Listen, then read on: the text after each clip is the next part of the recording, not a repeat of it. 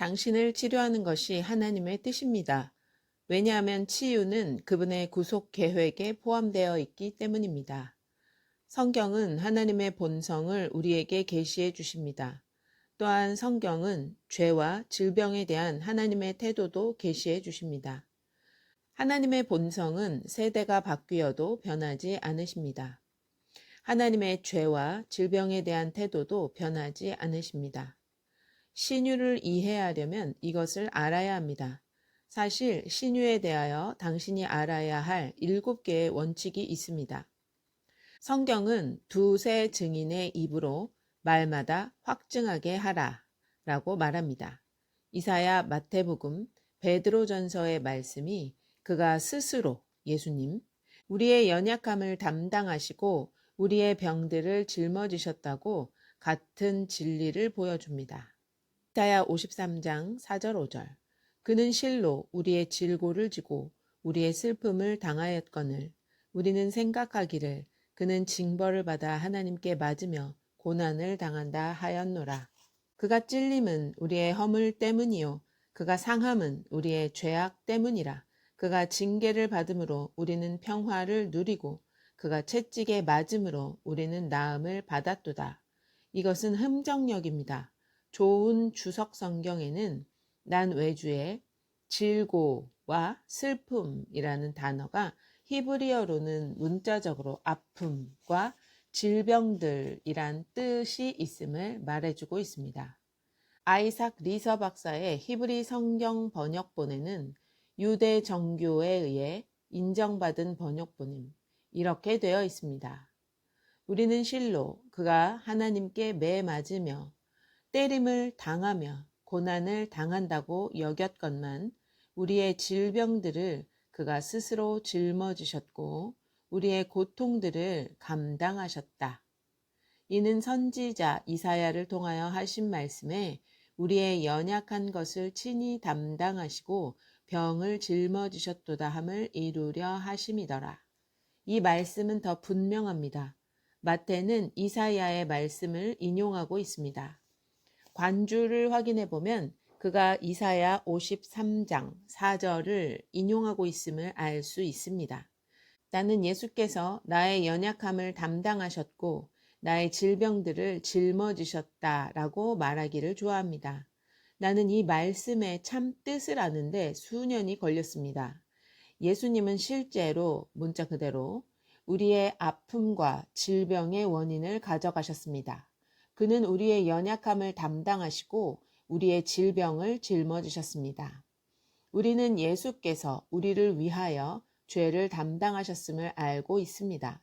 죄를 짊어지신 목적은 우리가 죄로부터 자유함을 얻게 하려는 것이었고 병을 짊어지신 목적은 병으로부터 우리를 자유케 하려 함에 있었습니다. 베드로전서 2장 24절 친히 나무에 달려 그 몸으로 우리 죄를 담당하셨으니 이는 우리로 죄에 대하여 죽고 의에 대하여 살게 하려 하심이라.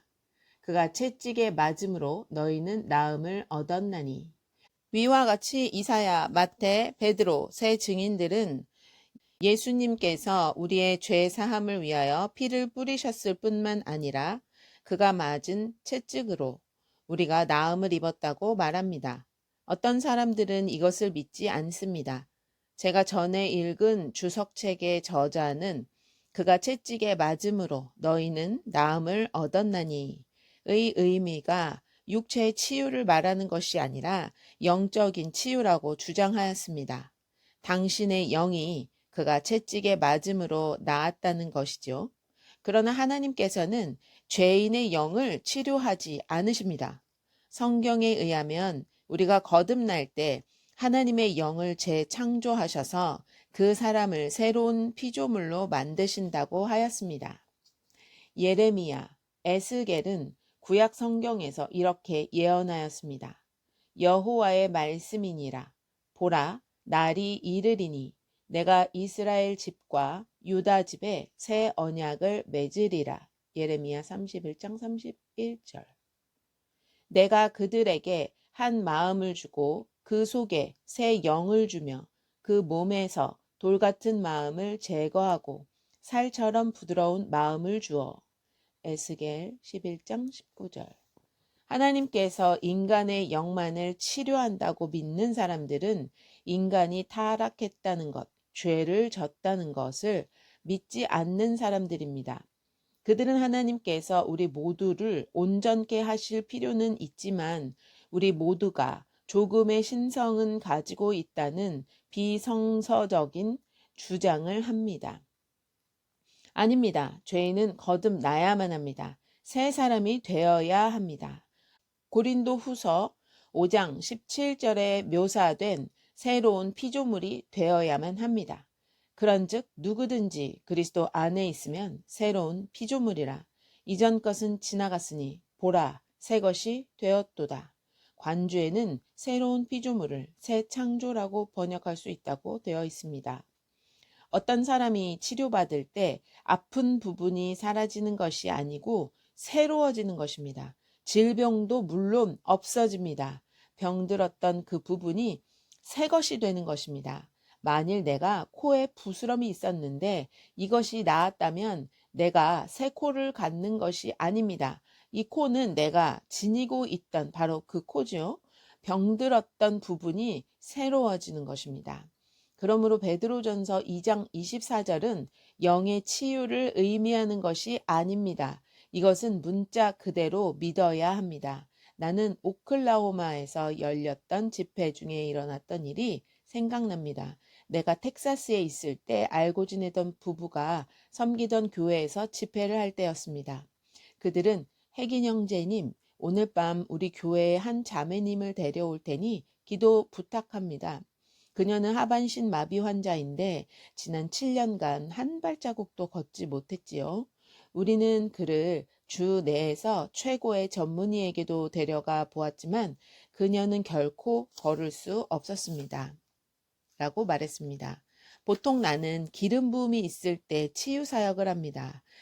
나는 그녀가 참석한 밤 집회 때 너무 많은 사람들을 위해 기도하였기 때문에 그녀의 순서가 되었을 때에는 완전히 기진해 있었습니다. 여러분도 아시다시피 주님은 언제나 동일하시지만 나는 그렇지 못합니다. 잠재적인 기름 부음은 항상 내게 있지만 성령의 기름 부음이 항상 내게 나타나는 것은 아닙니다. 왜냐하면 몸이 지치면 하나님께 우리 자신을 드리기가 어렵기 때문이지요. 이 여인에게 이르렀을 때쯤 나는 너무 기진해 있었기 때문에 기름 부음의 나타남을 기대할 수 없는 상태였습니다. 그들은 그녀를 멀리서부터 이 집회에 데리고 왔는데 나는 무엇을 하고 있는가? 그냥 그녀를 보내버리란 말인가? 아니야, 그럴 수 없어. 그녀를 섬기는 한 가지 방법이 있었습니다. 하나님의 말씀은 결코 실패하지 않습니다. 기름 부음은 약해질 수도 있고 사라지기도 하고 끝나버리기도 합니다. 그러나 하나님의 말씀은 영원토록 기름 부음이 있습니다. 할렐루야. 그의 말씀은 영이요 생명입니다. 나는 그녀를 내 옆에 앉힌 다음 성경을 열어 그녀의 무릎 위에 펴고 이 구절 베드로전서 2장 24절을 가리키며 읽도록 하였습니다. 그리고 내가 물었습니다. You were healed? 에서 were가 과거 시제, 미래 시제, 현재 시제 중 어느 것입니까? 어둠 속에 네온빛이 켜지듯이 그녀의 얼굴을 가로질러 소망의 빛이 반짝하더니 어머, 과거 시제인데요? 우리가 나음을 입었다면 나도 나음을 입었네요? 하는 것이었습니다. 이것이 바로 하나님의 말씀을 말씀대로 믿는 것입니다. 자매님, 내가 당신께 하라고 하는 것을 행하시겠습니까? 글쎄요, 쉬운 일이면 하지요. 그녀가 답하자 나는 이렇게 말했습니다. 이것은 당신의 인생의 가장 쉬운 일일 것입니다. 자, 손만 높이 들고 하나님을 찬양하십시오. 왜냐하면 당신은 이미 나았기 때문입니다. 나을 것이다가 아니라 이미 나은 것입니다. 나는 정말 여러분들이 이 하반신 마비된 여인을 보셨다면 얼마나 좋았을까 생각합니다. 그녀는 치료받은 증거가 없었습니다. 그녀는 한 발자국도 걷지 못했습니다. 그러나 그녀는 손을 쳐들고 위를 쳐다보며 얼굴에 웃음꽃이 피어나면서 이렇게 말했습니다. 오, 사랑의 하나님 아버지, 내가 치료받은 것이 너무 기뻐요. 오, 주님, 주님은 내가 지난 몇 년 동안 앉아서 지냈기에 얼마나 지쳐 있었는지 아시지요? 이제 나는 어쩔 수 없이 앉아 있을 필요가 없어 너무나 기쁘답니다. 보십시오. 그녀는 말씀대로 행하고 있습니다. 이것이 바로 믿음입니다. 나는 일어서서 회중들에게 말했습니다. 우리 모두 손을 높이 들고 이 자매님과 함께 하나님을 찬양합시다. 왜냐하면 이 자매님이 치료받았기 때문입니다. 그러나 아무리 봐도 그녀는 마비된 다리로 제단에 그냥 앉아 있었을 뿐이었습니다. 찬양을 마친 후에 나는 그녀에게 이렇게 말했습니다. 자매님, 예수 이름으로 일어나 걸으십시오. 하나님과 그 자리에 있었던 수백 명의 사람들은 그녀가 즉시 일어나 뛰기도 하고 달리기도 하면서 성전에 들어가서 걷기도 하며 뛰기도 하며 하나님을 찬양했던 사도행전 3장 8절의 그 사람같이 춤을 추는 것을 본 증인입니다. 우리 모두는 소리치며 그녀와 함께 외쳤습니다. 그런데 그 중에 어떤 사람이 집회를 마치고 거짓말을 퍼뜨렸습니다.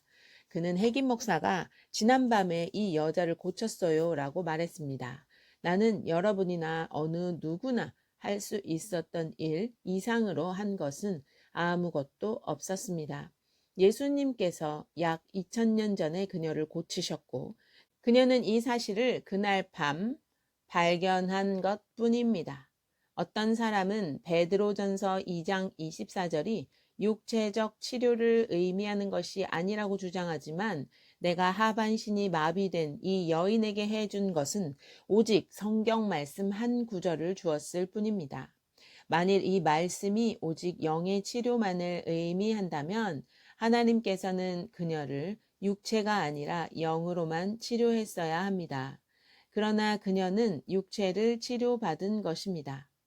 친구들이여, 이 구절은 말한 그대로를 의미하는 것입니다. 그리고 이 구절은 우리들의 것입니다. 할렐루야. 그가 채찍에 맞음으로 우리는 나음을 입었습니다. 그분은 우리를 죄로부터 구속하셨을 뿐 아니라 그분은 우리를 질병으로부터도 구속하셨습니다. 당신을 치료하시는 것은 하나님의 뜻입니다. 결코 이 사실을 의심하지 마십시오. 왜냐하면 그분의 구속 계획에 치유가 포함되어 있기 때문입니다.